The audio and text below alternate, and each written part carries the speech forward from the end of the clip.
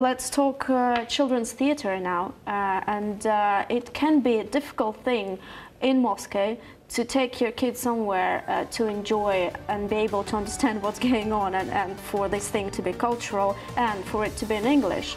So some group of enthusiasts in Moscow who call themselves Flying Banana Children's Theater Group, weird name, they are staging performances based on various English books for kids of from 2 years old and above, and they're saying it's all in English, and they're saying that their performances are good for native speakers and as well as for those who are just learning the language, and it can be a really entertaining way to learn the language and for children to be pushed to learn it. They move from one theatre to another, I believe, and also that their performances they feature what they call it sand art, which is also exciting for kids. We can see it now, and but like for you to get a better idea, let's have a look at the interview. Sitting down with the founders of the Flying Banana Children's Theatre Group, who are staging children's performances in English here in Moscow. And with me today is Tamara Sidneva, who is the producer, and Lilia Chistina, who is one of the artists. Thank you so much for joining me today. And I really cannot help it, I should ask this question: why is it Flying Banana? Well, Flying Banana because flying bananas cannot be boring. I think that says it all, really. And so the idea came about. It started at a kids' language club, baby bilingual club that gives English classes to small children starting from 2 years old.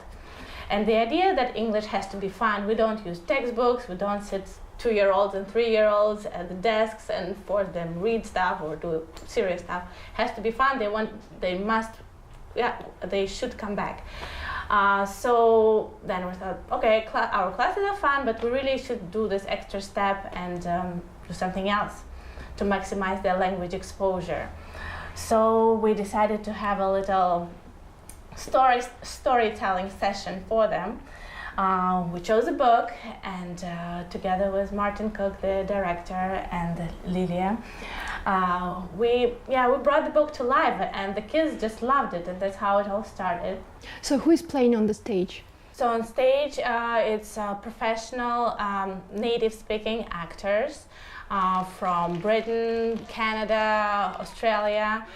And also, there's a very important corner in the stage that's normally taken by Lilia. She does sand art for us, and what it means in a theater setting is she does decorations. So actors are on stage, they're doing their theater, and behind on the big wide screen, Lilia is doing the decorations. So there's no groups of stage assistants moving the decorations around. It's all there, and the kids can see it, the parents can see it. It's really beautiful, and adds to the magic of the performance. What's really the role of such decorations during the performance?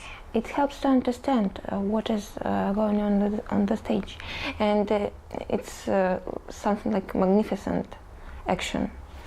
And everyone likes it, even children and their parents, everyone, and we. And I use also colored sand for more interesting. So these are colorful sand pictures. So these are not only decorations, I mean the forest, the house, but also the characters. Yes, the character. Who are coming to such events? It's designed for families and kids 2 and above. The best format, it's in a room for about 70 people, up to 70 people. That's how we do, because if it's bigger than that, it stops being so intimate, and all our shows, they're very interactive, you know. You can have popcorn flying off the stage. Flying bananas, once again. Bananas, definitely, yeah. And so it's a cozy, rather small atmosphere, but again, so 50 to 70 people. How do you select your repertoire? So for now, we decided we pick books or stories that are old-time classics or just old-time favorite children's books, and we bring them to life. They depict a good side of that culture as well, which is important. I suppose it is also very helpful for an expat kid not to forget his own culture, his own language. Yeah, absolutely, absolutely, yeah. And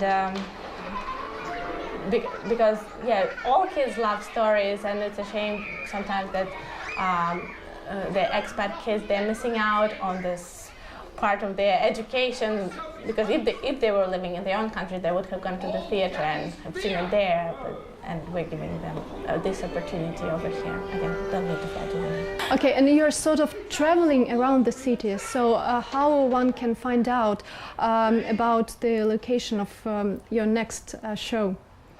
Well, the best thing to do is either call us or go to our Facebook page. It's Flying Bananas Children's Theatre Moscow. And yeah, all the latest information and our repertoire is there.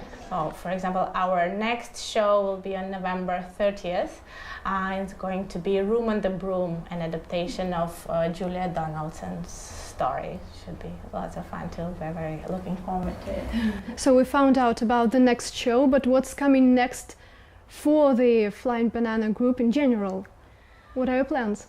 Well, we plan to do more shows, more children's books. So the one that we're really scratching to do is Where the Wild Things Are. It's also quite cool. It's a cool book. Yeah, and so we'll be doing this kind of performances around the city. And also an important thing is we're actually doing school visits. Tamara, Lilia, thank you very much.